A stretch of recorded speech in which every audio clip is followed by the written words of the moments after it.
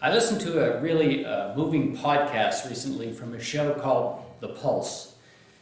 The episode was called The Battle Over Autism Therapy, Applied Behavioral Analysis.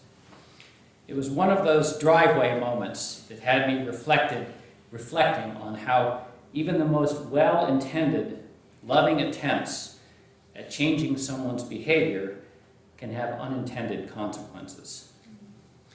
The timing of my hearing this show was impeccable because on the very day that I heard it, Allie and I spoke about today's service centered on disruption and disruptive behaviors.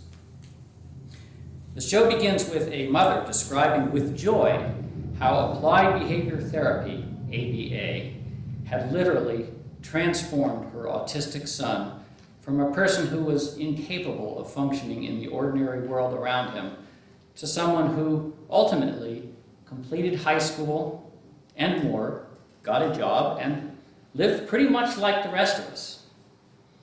I'm not going to do it justice here, but my understanding of ABA is that it is an intensive form of reward and denial exercises that loosely derives from B.F. Skinner's theories of operant conditioning. Among neurotypical people, it is considered the gold standard of therapy for autism because it is so effective at controlling behavior. The show host then went on to interview the boy, who was now an adult. For him, the therapy was pretty much torture. They forced him to make eye contact with others, even though it made his skin crawl and actually worsened his ability to communicate. They made him sit still in a chair for hours, even though pacing was one of the most effective stimming mechanisms that he had. His list of modified and presumably disruptive behaviors goes on. In the end, he ended up with a kind of post-traumatic stress syndrome.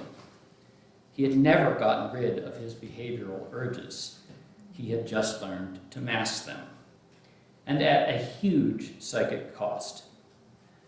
It was heartbreaking for me because he seemed to be asking the question, why did I need to be changed? What was so problematic about my coping strategies? In a tiny, tiny way, I was sort of inversely reminded a bit of my own youth. According to my mom, I was a pretty hyperactive kid. Not clinically, and not with any kind of associated attention deficit, but enough so that report cards came back with comments like, Dan is a good boy, but he needs to talk less in class. And I distinctly remember an almost compelling need for recess each day, which was always outside and gave me a chance to burn off some of my energy. Lucky for me, I grew up in a small town with small classroom sizes and really patient teachers. I'm certain that my behavior was irritating to them. But rather than attempting to tamp my excess energy, my teachers redirected it. My memory is of many extracurricular activities that got me out of the seat. I ran the audiovisual equipment for a bunch of classrooms. My science teacher got me building a working electric motor from scratch in a spare room at the end of the hall. Now I understand, and the podcast was quick to point out, that autism is a condition that exists on a spectrum. Just like with neurotypical people, there are those whose behaviors are beyond disruptive to the point of being destructive. In these situations, surely, something needs to change. But the huge question here is, how do we decide what is disruptive? And how do we decide when disruption is really a problem? I'm not talking about obvious things like threats or physical endangerment. I'm thinking of the gray places. Is someone causing chaos with what they are doing, or are they just making us feel uncomfortable? Are they deliberately undermining our activities without a valuable reason? Or are they just coping with a situation that makes them feel defensive? If we call someone out for disruption, are we relieving our stress while crushing their spirit? Is it possible that the so-called disruptive behavior is actually highlighting an issue that we have but won't face?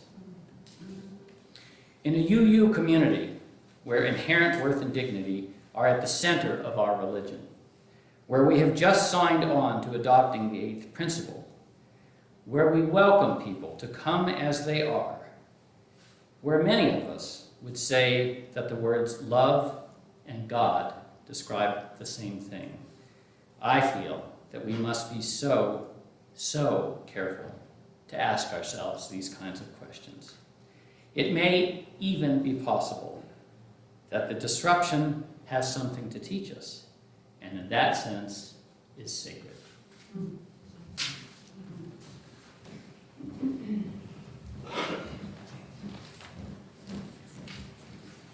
Thank you so much, Dan, for sharing your personal reflection with us.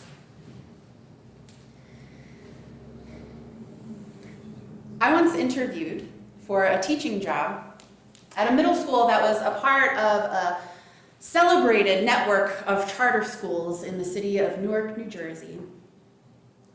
This network of schools was known for having great standardized test scores and excellent graduation rates compared with other schools in this city, the city whose schools had been struggling for a whole host of reasons. I arrived for my interview. I was taken on a tour of the school, and then I was brought to a classroom to give a demo lesson to a class of students. And the first thing that I noticed while on the tour was how quiet the hallways were. Students at this school weren't permitted to talk in the hallways. They weren't permitted to talk when they transitioned from class to class. They moved in silent lines. Inside the classrooms, students all sat like this. They called it the STAR position, S-T-A-R. S for sitting up straight, T for tracking the speaker with your eyes, A for asking and answering questions with a raised hand, R for respecting others, which was why they told all the students to fold their hands so that they were keeping their hands to themselves. There were rewards for students who followed these behaviors and consequences for those who didn't. Consequences for things like talking without permission, even if a student was just whispering to their neighbor to ask to borrow a pencil or to ask what page they were on. When I arrived in this classroom to teach my demo lesson, I found 20 silent students sitting in this position, eyes on me, awaiting instructions. 20 students who looked like they were paying attention to my every word, who were raising their hands to ask and answer questions. They were taking notes when I told them to take notes. They were silently problem solving when I gave them work time. Such well-behaved students, right? It's like a middle school teacher's dream sometimes. It was nothing like the boisterous, sometimes chaotic classes I would find myself in later in my teaching career. I did not get the job at this school.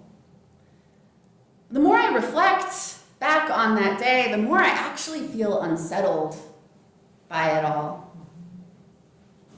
Don't get me wrong, behavior management is a key part of teaching. You have to create a safe learning environment that supports kids in the classroom feeling safe and getting to learn.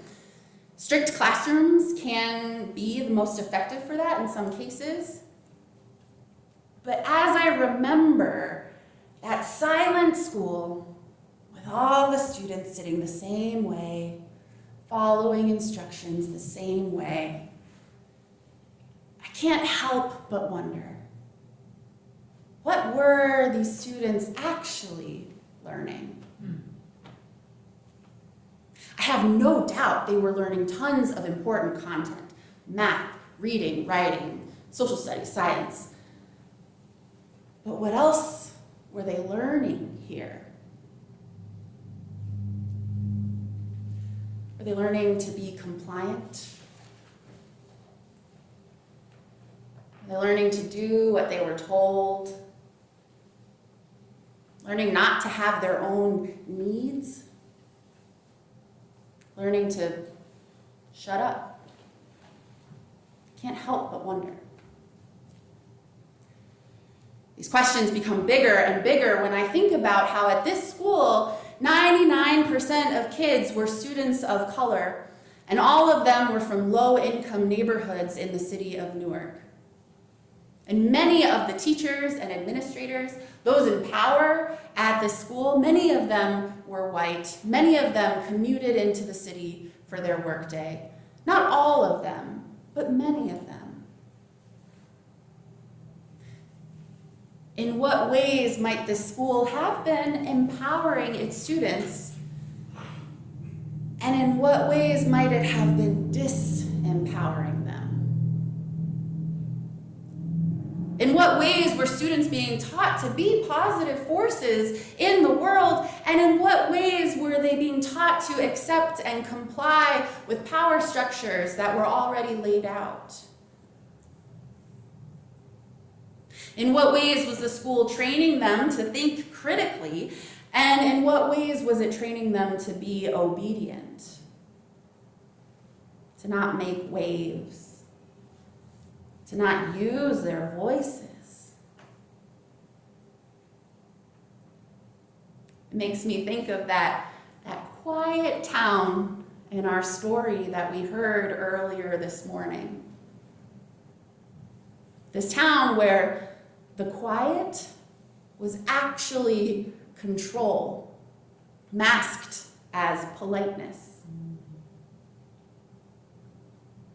I think about this kind of thing a lot. I wonder, at what point does being polite turn into being complicit? I wonder about all the ways notions of order and process and what is considered civility keep certain voices from getting heard. Like the voice of the boy in that podcast that Dan shared with us. In what ways does maintaining this behavioral status quo keep entire groups of people from getting what they need? Keep things the way they are. Keep us from being open to learning and growing and changing.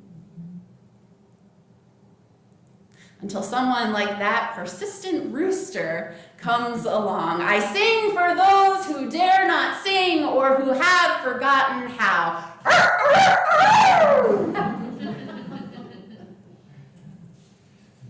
A disruption. The former teacher in me cringes a bit at that word, disruption. I spent so much energy and time in my teaching career trying to prevent or address disruptive behaviors in my own classroom. And as someone who was socialized as a girl growing up, this general idea of disruption feels pretty uncomfortable. Don't be difficult, I was taught. Be agreeable. Don't rock the boat too much. People won't like you if you rock the boat. Prevent conflict. Avoid even being perceived as someone who creates conflict. It's really interesting. Dan taught me that in more recent years, the concept of disruption has become more celebrated in worlds of business and technology as innovators clamor to make the biggest splash in the lives of consumers and in the market. When you think about it, the general idea of disruption itself is not necessarily bad or good. It all depends on the context, depends on what's going on where harm might live. Depends on what we might be able to learn from being disrupted. I was in a group of minister colleagues a couple years back. We met on Zoom regularly. In our first meeting, we put together a covenant. You ministers, we love a good covenant. For those who may not know, a covenant is a list of promises to each other around how we would like to be together in community. Our congregation here at Southwest has our own covenant in which we promise things like compassion, respect, an open mind, sensitivity. The covenant that we wrote in this collegial group, it was very similar, pretty standard. But then one person in the group suggested something that I had never heard before. They suggested that we include in our covenant a promise to welcome sacred disruption. A promise to welcome sacred disruption. The group asked her to clarify what she meant. We'd never heard this term before. And she asked for us to create a space where someone felt they could disrupt our group's discussion or disrupt the way we do things if they needed to. A disruption maybe because the way the group operated wasn't working for someone because of a disability. A disruption maybe because someone needed space to talk or move or interact with the group in ways that might not be considered normal because a person was autistic or neurodivergent in another way. A disruption maybe because someone heard something said that could be experienced as harmful by a person or by a community of people, whether someone in the group identified with that community or not. Disrupting things in order to leave nobody out. Disruption in order to leave nobody behind. Disruption that recognized the importance of prioritizing inclusion and addressing harm over worries about being impolite. A sacred disruption. Sacred because of the way it would help bring us into right relationship with each other and with the world around us. Sacred because it would remind us that this world exists for all of us, not just those who fit some standards that have been predetermined by society. At one point in our group time together, someone paused the conversation to ask if we could talk a little slower so that the captions on her Zoom screen could catch up. Such a tiny, tiny request. And another group member thanked her for speaking up. And they pointed out how this was a sacred disruption in the conversation. It caused us to talk a little slower. And we reminded each other to talk a little slower. At another point in our group time together, someone was sharing about a conflict that he'd witnessed, and he used the phrase, playing the victim. Another person paused the conversation to explain how, in her work with survivors of domestic violence, she had learned how harmful that phrase, playing the victim, can be, as it had been used over and over and over again to discredit survivors of domestic violence. The man who originally used the phrase paused, got quiet. He thought about what she just said. He didn't say, "Oh, I get what you mean, but I'm talking about something different." He didn't say, "Okay, you're making a bit of a stretch here." He didn't say, "Oh, come on, you know what I mean. Geez, you can't say anything right these days." What he did say was, "Oh, I had no idea. Thank you for letting me know, and thank you for that moment of sacred disruption." It felt liberating to be in a group where we were given this sense of permission to disrupt things if needed. It felt helpful to be in a group where these kinds of disruptions were treated as learning, where they were treated tenderly, where they were treated with wonder. Reverend Michael Slack, a Unitarian Universalist minister who has done a lot of work with BLUE, which stands for Black Lives UU, calls this practice of disruption a prayer. A prayer that moves us toward wholeness. It makes sense that a disruption can be a sacred moment, right? Perhaps not always positive, perhaps not always negative, perhaps living in the gray, as Dan said. It makes sense that a disruption can be a sacred moment. A moment when we are jerked out of our usual way of being, our usual way of thinking, our usual way of doing things, because that's all they are, our usual way. But a disruption can be a sacred moment. From small disruptions like interrupting a conversation to express a need, or moving around when everyone else is still, or being still when everyone else is moving around. What might the prayer be there? Perhaps medium-sized disruptions like reimagining policies and procedures or boycotting a business. What might the prayer be there? Perhaps bigger disruptions like acts of civil disobedience that stop traffic or that halt pipeline construction. Or maybe a singing rooster in a silent town. What might the prayer be there? These are all invitations to pause, step back.